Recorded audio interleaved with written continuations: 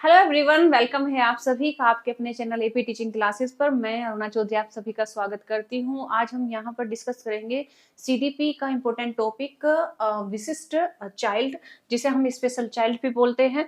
तो इसके बारे में समझेंगे क्योंकि इसमें जो फर्स्ट लेवल है और जो सेकंड लेवल है उसमें क्वेश्चन आए हुए हैं प्रीवियस ईयर में भी। जैसे कि आपने अगर लास्ट सीटेट दिया होगा तो उसमें अगर आप देखेंगे तो इससे संबंधित, इस टॉपिक से संबंधित लेवल 2 में 2 क्वेश्चन है और लेवल 1 में 1 क्वेश्चन है। तो आपका यहाँ से 2 या 1 नंबर की अगर बात करें तो पक्का हो जाएगा। तो समझते हैं कॉन्सेप्ट को। आप आए हैं पहली बार चैनल पर तो चैनल को कर लेंगे सब्सक्राइब। देखिए, विशिष्ट बालक आप किसे कहते हैं, सबसे पहले ये समझना जरूरी है कि विशिष्ट की कैटेगरी में हम कौन से बच्चों को रखेंगे। तो यहाँ पर बिल्कुल साफ स्पष्ट शब्दों में लिखा हुआ है, क्योंकि यही इसकी डेफिनेशन है और यही से क्वेश्चन आपको फंसता है।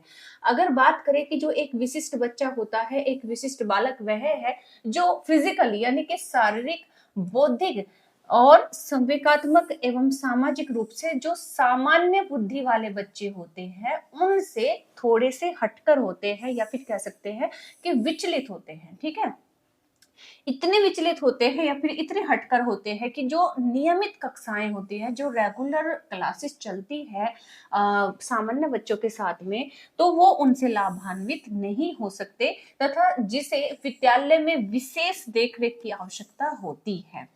अब यहाँ पर एक शब्द आया है, विशेष देखरेख की आवश्यकता। ये मैं अंडरलाइन कर रही हूँ दोबारा से। विशेष देखरेख की आवश्यकता इनको क्यों होती है? क्योंकि आप ये देखोगे, आपने ये समझ लिया है कि जो बच्चे सामान्य बुद्धि वालों से बिल्कुल अलग होते हैं तो वो इस कैटेगरी में आते हैं, विशिष्ट बालक जिन्हें हम कहते हैं। ठीक है, तो वो कितने प्रकार के हो सकते हैं, सबसे पहले ये देखते हैं। और ये जो लाइन है यहाँ पर, विशेष देखरेख की आवश्यकता क्यों होती है, ये भी आपको जो है क्लियर हो जाएगा, समझ जाओगे। तो देखते हैं यहाँ पर विशिष्ट बालकों के प्रकार। यहाँ से क्वेश्चन इस तरीके से आता है कि विशिष्ट बालक के श्रेणी में आप किसे किसे रखेंगे, कौन कौन से बालक इसमें आएंगे। तो अगर हम बात करें, आपको थोड़ा सा अटपटा लगेगा, लेकिन ये बिल्कुल जो विशिष्ट बालक है तो इतनी कैटेगरी के आधार पर अलग होते हैं सामान्य बच्चों से।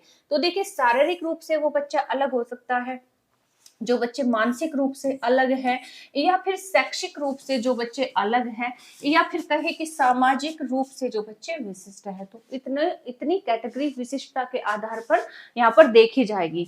तो बात करें कि विशिष्ट बालक जो होते हैं, अगर हम शैक्षिक रूप से देखें तो कौन से वो बच्चे शैक्षिक रूप से विशिष्ट कहे जाएंगे। तो देखो, कुछ बच्चे जो होते हैं दृष्टि विकलांग बालक इसमें आ जाएंगे विशिष्ट बालक की कैटेगरी में। स्पेशली शारीरिक, जो फिजिकली कह सकते हैं कि फिजिकली मतलब अलग दिखते हैं, स्पेशल होते हैं। तो या तो वो दृष्टि विकलांग हो या फिर वाक विकलांग हो, यानी कि उनको बोलने में प्रॉब्लम हो, चीजों को एक्सप्लेन करने में प्रॉब्लम हो। ठीक है, तो उसको हम उसमें वर्बल में रखेंगे, वाक विकलांग की कैटेगरी में रखेंगे। और श्रवण दुर्बलता, इससे तो क्वेश्चन भी आया हुआ है, श्रवण दुर्बलता बालक से। तो श्रवण दुर्बल बालक, या फिर कहे कि गत्यात्मक क्षमता, यानी कि जिसे हम फिजिकली या फिर कह सकते हैं कि डायनोमेटिक जो है वो बिल्कुल अलग होता है। ठीक है, बात करें मानसिक रूप से जो बच्चा विशिष्ट होता है, विशिष्ट कौन सा होगा, जैसे यहाँ पर है प्रतिभा संपन्न बालक। तो ये जो बच्चा है प्रतिभा संपन्न है, अपने आप में एक प्रतिभाशाली बालक भी यहाँ पर विशिष्ट कहा जाएगा, ये आपको ध्यान देना है। ठीक है, और सृजनात्मक बालक भी और मानसिक मंद बालक भी। तो जो फिजिकली यहाँ पर आपने समझ लिया है, साथ साथ में जो मेंटली बिल्कुल हटके होते हैं, अलग सोचने वाले होते हैं, और जो ज्यादा क्वेश्चन करते हैं, और जो दूसरों से मतलब दूसरों पर कम निर्भर रहते हैं, जो ऐसे बच्चे होते हैं, खासकर यहाँ पर अगर हम बात करें तो प्रतिभाशाली बालक होते हैं, तो ये भी इसी कैटेगरी में आएंगे। किस कैटेगरी में? विशिष्ट बालक की कैटेगरी में आएंगे। फिर विशिष्ट बालक वो भी हो सकता है जो शैक्षिक रूप में विशिष्ट हो। शैक्षिक रूप में कैसे? यानी कि वो पढ़ाई में बहुत ज्यादा अच्छा हो, तीव्र बालक हो, शैक्षिक तीव्र बालक हो, या फिर वह बालक जो है शैक्षिक रूप से पिछड़ा हो, उसे भी हम विशिष्ट ही कहेंगे, है ना। सामान्य से एकदम ये तो बहुत तीव्र चला गया, ये बहुत पिछड़ा हो गया, तो मैंने यही आपको समझाया स्टार्टिंग में कि जो जो सामान्य से हटकर है वही जो है विशिष्ट की कैटेगरी में आ जाएगा। वो तीव्र भी हो सकता है, वो पिछड़ा भी हो सकता है, और वो सीखने में अयोग्य भी हो सकता है। जैसे कि हमने इसका अलग से एक पूरा टॉपिक ही करते हैं, जिसे हम कह सकते हैं कि जो अधिगम अक्षमता वाला टॉपिक है, पठन वैकल्य वाला टॉपिक है, ठीक है, डिसलेक्सिया जिसे करके हम समझते हैं, तो वो इसी कैटेगरी में आते हैं, विशिष्ट बालकों की कैटेगरी में आते हैं। कई प्रकार की हमें क्षमताओं को पढ़ चुके हैं, इससे संबंधित वीडियो आपको मिल जाएगी, उसे जरूर वॉच करें, समझ में आ जाएगा। क्योंकि टॉपिक हम विशिष्ट बालकों का समझ रहे हैं, तो ये समझना जरूरी है कि शैक्षिक रूप से बालक अलग हो सकता है और मानसिक रूप से अलग हो सकता है, और जो है यहाँ पर जो है शारीरिक रूप से अलग हो सकता है। अब सामाजिक रूप से भी बच्चा विशिष्ट हो सकता है। कैसे? कि वो या तो समाज में समायोजित होने में उसको प्रॉब्लम हो, क्लास में समायोजित होने में प्रॉब्लम हो, तो इस प्रकार के बच्चों को हम कुसमायोजित कहते हैं। और उसे कौन सी कैटेगरी में रखेंगे? सामाजिक रूप से विशिष्ट बालक की कैटेगरी में रखेंगे। फिर बच्चा समस्यात्मक जो बच्चा होता है, इनको हर एक को अलग से पढ़ने की जरूरत है, और इनमें से कहीं से भी क्वेश्चन आ जाता है। स्पेशली जो ज्यादा क्वेश्चन आते हैं, एक इस वाले पॉइंट से आते हैं, ये इस वाली कैटेगरी से आते हैं, और एक जो है इस वाली कैटेगरी से, यहाँ से जो है क्वेश्चन बहुत ज्यादा बनते हैं। ये भी मैं यहाँ पर आपको जो है पॉइंट करा रही हूँ, तो क्योंकि यही इंपॉर्टेंट है ना। तो यहाँ पर है कुसमायोजित, समझना ये जरूरी है कि कुसमायोजित बालक होता कैसा है कि जो क्लास में या फिर विद्यालय में या फिर घर में, पड़ोस में, रिश्तों में, फ्रेंडशिप में किसी भी तरह से जो है एडजस्ट नहीं हो पाता है, उसको हर एक चीज में प्रॉब्लम होती है, तो ऐसा बच्चा कुसमायोजित होता है, तो वो अपने आप में अलग हो जाता है, विशिष्ट हो जाता है। और समस्यात्मक बालक, कोई कोई बच्चा ऐसा होता है कि उसे लिखने में प्रॉब्लम है, उसे बोलने में प्रॉब्लम है, उसे एक्सप्लेन करने में प्रॉब्लम है, उसे बात शेयर करने में भी प्रॉब्लम है। तो इस प्रकार का जो बच्चा होता है, कई बार एक सब्जेक्ट में, कई बार कई सारे सब्जेक्ट में उसे प्रॉब्लम आती है। तो इस प्रकार का जो बच्चा है, बात बात पर बिगड़ना, बात बात पर चिढ़ना, लड़ना, तो समस्या पैदा खड़ा करता है। तो इस प्रकार का जो बच्चा है वो समस्यात्मक बालक कहलाएगा। बाल अपराधी, ये स्पेशली पहले इससे बहुत क्वेश्चन आते थे, अब इससे क्वेश्चन नहीं देखे जाते हैं, तो बाल अपराधी भी इसी कैटेगरी में आएंगे, वो भी सामाजिक रूप से विशिष्ट होते हैं। विचलित बालक जो होते हैं, विचलित बालक यानी कि जो थोड़े से डिस्टर्ब होते हैं, तो वो भी जो बच्चे हैं इसी कैटेगरी में आएंगे। नशे के आदि बालक भी, अगर उनको थोड़ा किसी भी चीज का नशा है, तो किसी भी चीज की गलत हैबिट है, तो वो भी इसी कैटेगरी में आएंगे, यानी कि वो सामाजिक रूप से विशिष्ट कहलाएंगे। और संवेगात्मक रूप से जो विशिष्ट होता है बच्चा, कि उसे मतलब चिड़चिड़ापन, रोना, हंसना, इस तरह का जो गुस्सा, एग्रेशन अगर किसी बच्चे के अंदर है, कुछ ऐसी एक्टिविटी वो कर रहा है, आक्रामक एक्टिविटी, एग्रेसिव एक्टिविटी कर रहा है, तो इस प्रकार का बच्चा जो होता है पूरी क्लास को डिस्टर्ब करता है। तो इस प्रकार का बच्चा कह सकते हैं कि वो कुसमायोजित जैसा थोड़ा थोड़ा बिहेव करता है। तो इस तरह के जो बच्चे होंगे वो किस कैटेगरी में जाएंगे? वो सामाजिक रूप से विशिष्ट कहलाएंगे। और यहाँ पर है, आपने समझ लिया है, यहाँ पर इतनी कैटेगरी होती है विशिष्ट बालकों की, शारीरिक रूप से, सामाजिक रूप से, शैक्षिक रूप से, मानसिक रूप से, ठीक है। और इम्पोर्टेंट कौन सा है ये भी मैंने आपको बताया है, क्वेश्चन कहाँ से आएगा ये भी यहाँ पर आप समझते हैं। तो प्रतिभाशाली बालक इंपॉर्टेंट है, प्रतिभाशाली बालक, इससे क्वेश्चन आए हुए हैं, इसीलिए स्पेशली इसको समझना जरूरी है कि प्रतिभाशाली बालक हम एटलीस्ट कहेंगे किसको, और इस स्पेशल टॉपिक से कैसे क्वेश्चन बनेंगे। देखो, प्रतिभाशाली बालक की अगर बात करें, तो जिसके अंदर प्रतिभा है, कुछ करने की, समझने की योग्यता है, वो जो सबसे अलग है ना, जो अपने आप में एक प्रोग्रेसिव सोच रखता है, प्रोग्रेसिव एक्टिविटी रखता है। तो प्रतिभाशाली बालक वे बालक होते हैं जिनकी बौद्धिक क्षमताएं सामान्य बालकों की अपेक्षा अधिक होती है। ये जीवन के विभिन्न क्षेत्रों में विशिष्ट प्रदर्शन करते हैं। दूसरा जो टर्मन है, यहाँ पर टर्मन के अनुसार समझते हैं, टर्मन यहाँ पर क्या बताते हैं, क्योंकि इनसे क्वेश्चन इस तरीके से आ जाता है कि कौन से मनोवैज्ञानिक के अनुसार या फिर टर्मन के अनुसार जो प्रतिभाशाली बालक है उनका IQ लेवल कितना होता है। तो जो टर्मन है यहाँ पर बताते हैं कि ऐसे बालकों की जो बुद्धि लब्धि होती है वो 140 के ऊपर होती है। 140 यहाँ पर प्लस माना जाता है, किसके अकॉर्डिंग, टर्मन के अकॉर्डिंग। जबकि जो मिल है, मिल के अनुसार कितना माना जाता है, 190 से 200 बुद्धि वाले जो बच्चे होते हैं वो किस कैटेगरी में रखे गए हैं, वो प्रतिभाशाली की कैटेगरी में रखे गए हैं। ये ध्यान देना है। अगर टर्मन से क्वेश्चन आए तो ये पूछ लिया जाएगा, ये भी नहीं पूछेगा, इस तरीके से भी नहीं पूछेगा। पूछेगा निम्नलिखित में से प्रतिभाशाली बच्चे की कौन कौन सी जो है विशेषताएं हैं, तो उसमें से एक विशेषता अगर ये पूछ ली जाए कि उनका जो आईक्यू होता है, उनका जो आईक्यू होता है वो कितना होता है, 140 प्लस होता है, ठीक है, 140 प्लस जाता है।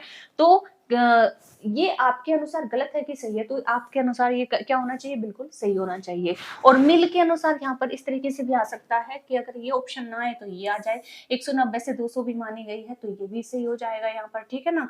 विटी के अनुसार अगर हम समझे प्रतिभाशाली बालकों को, तो जो प्रतिभाशाली बालक होते हैं तो वो संगीत में, कला में, सामाजिक तथा दूसरे विभिन्न क्षेत्रों में अच्छा प्रदर्शन करते हैं।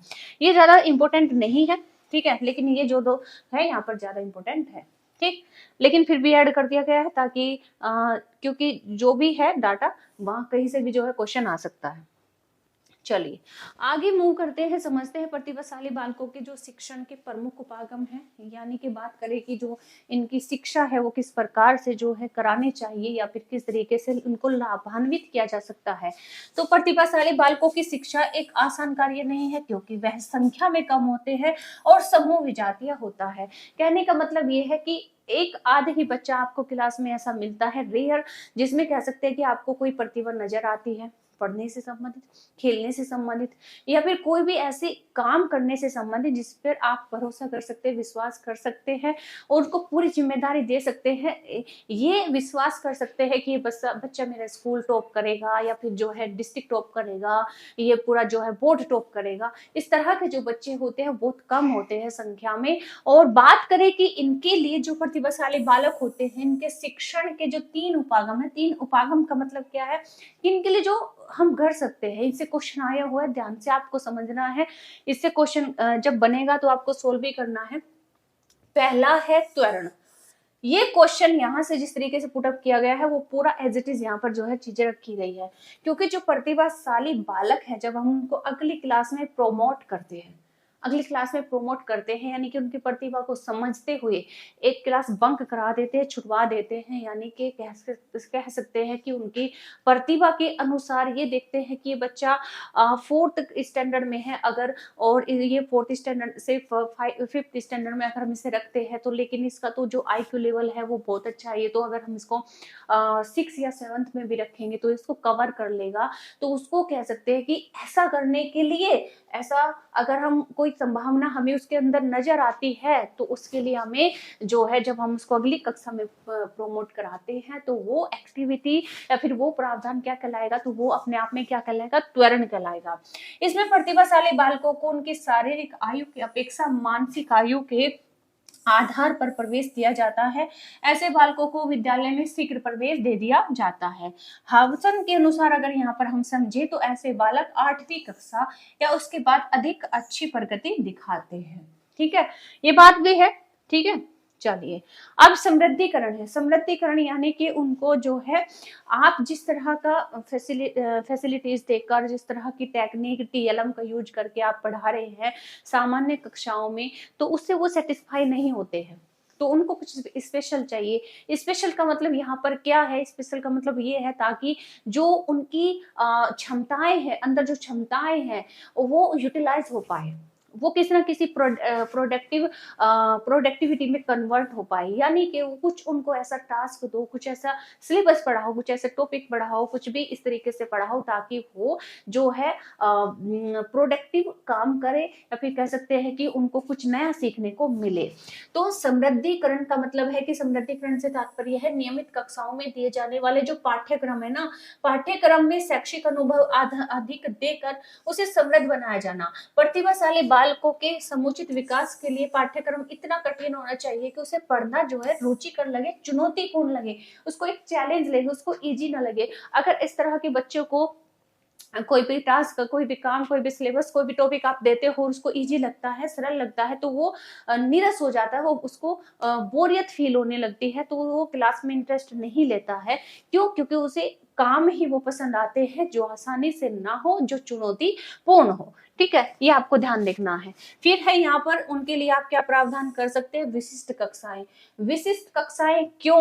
क्योंकि देखिए, सामान्य बच्चों के साथ में पढ़ाने पर उन्हें जो है, अगर आप टेक्निकली या फिर कुछ हाई टेक्निक से या फिर टीएलएम से या फिर कुछ अलग तरीके से आप पढ़ाओगे सामान्य बच्चों के साथ में, जैसे कि समावेशी कक्षा कहती भी है, तो होगा क्या कि जो सामान्य बच्चे हैं उनके बिल्कुल सर के ऊपर से जाएगा, वो बिल्कुल भी कवर नहीं कर पाएंगे। और अगर आप ऐसा नहीं करते तो ये बच्चे जो है बोर हो जाते हैं। तो फिर इसका एक ही अच्छा मतलब जो सॉल्यूशन है वो ये है, जिसे हम कह सकते हैं विशिष्ट कक्षाएं। तो इनमें सामान्य विद्यालयों में उनको विद्यालय अलग नहीं किया जा रहा है।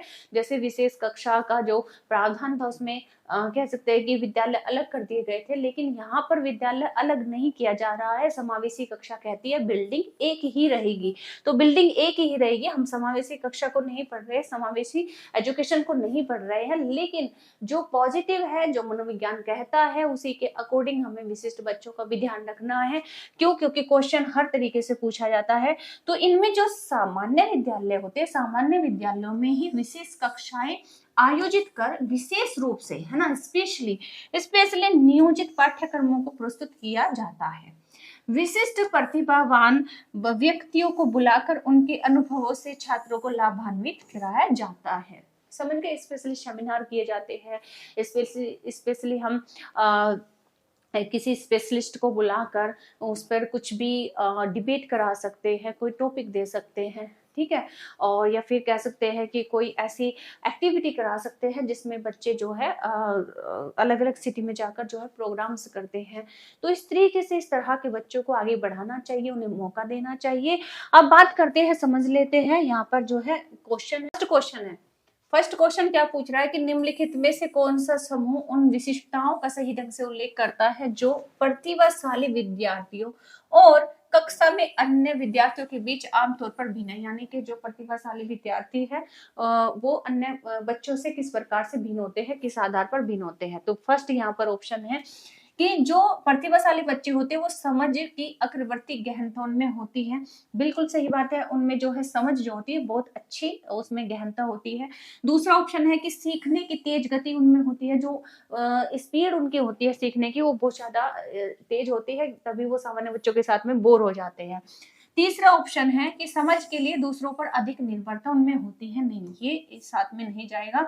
और शारीरिक विकास में उनकी जो शारीरिक विकास होता है उसमें तेज गति होती है। नहीं, वो तो किसी भी बच्चों की जो है, अगर किसी भी बच्चे का जो शारीरिक विकास है तेज हो सकता है, तो ये विशेषताएं प्रतिभाशाली बच्चों की नहीं होती है। इसीलिए ए और बी हमारा ऑप्शन हो जाएगा। तो ऑप्शन नंबर सी यहाँ पर जो है सही हो जाएगा। ए और बी जो है यहाँ पर बिल्कुल सही है। ठीक है, नेक्स्ट क्वेश्चन समझेंगे। एक प्रगतिशील कक्षा में विद्यार्थी, जो प्रगतिशील कक्षा है, तो प्रगतिशील कक्षा की बात करें तो उनमें जो विद्यार्थी होते हैं वो किस प्रकार के होते हैं? तो वो अधिक प्रश्न नहीं पूछते हैं, शिक्षक से प्रश्न पूछते हैं, एक दूसरे से प्रश्न पूछते हैं, या फिर स्वयं से प्रश्न पूछते हैं। तो अगर बात करें जो प्रगतिशील कक्षा होती है उसमें बच्चों की विशेषताएं ये होती है कि वो शिक्षक से प्रश्न पूछते हैं, पहली बात, एक दूसरे से भी प्रश्न पूछते हैं और स्वयं से भी प्रश्न पूछते हैं। तो इसलिए बी और सी डी ये हमारा ऑप्शन हो जाएगा। तो ये यहाँ पर मैच हो रहा है ऑप्शन नंबर 2 में। ठीक है, बात क्लियर हुई, समझ गए? अब यहाँ पर समझते हैं नेक्स्ट क्वेश्चन कि जो प्रतिभावान बच्चे हैं, प्रतिभावान बच्चों को शिक्षित करने का उपागम जो उन्हें असामान्य रूप से तीव्र गति से पाठ्यचर्या के माध्यम से आगे बढ़ाता है वो क्या कहलाता है? जब मैंने आपको पढ़ाया था तभी ये क्वेश्चन समझाया था कि इससे क्वेश्चन आया हुआ है, तो इसीलिए दोबारा से आपको क्वेश्चन को पढ़ने की आवश्यकता है। समझना कि जब एक जो सामान्य जो प्रतिभाशाली बच्चे होते हैं, जब अगली कक्षा में उन्हें प्रमोट कर देते हैं उनकी कह सकते हैं कि क्षमता के आधार पर, या फिर जो तीव्र गति से पाठ्यचर्या के माध्यम से आगे बढ़ता है वो क्या कहलाता है? विसर्जन या फिर त्वरण या फिर विभेदित निर्देशन या फिर संवर्धन। तो वो क्या कहलाएगा? त्वरण कहलाएगा, यानी कि गति वर्धन कहलाएगा। ठीक है, कि हमारा ऑप्शन एकदम सही हो जाएगा। चलिए, इस तरीके से हमने यहाँ पर समझा विशिष्ट बालक के अंतर्गत प्रतिभाशाली बच्चे की क्या विशेषताएं होती हैं, क्या उनके लिए प्रावधान करने चाहिए और उनकी जो क्षमताएं होती है वो किस तरीके से होती है। तो इस आधार पर जो प्रीवियस में क्वेश्चन आए हुए थे हमने वो भी समझे हैं। तो उम्मीद करती हूँ पूरा टॉपिक आपको समझ में आया होगा। जिसके लिए भी ये टॉपिक वैल्यूएबल हो सकता है आप उसे जरूर शेयर करें। मिलते नेक्स्ट क्लास में, तब तक के लिए thank you, take care, bye bye.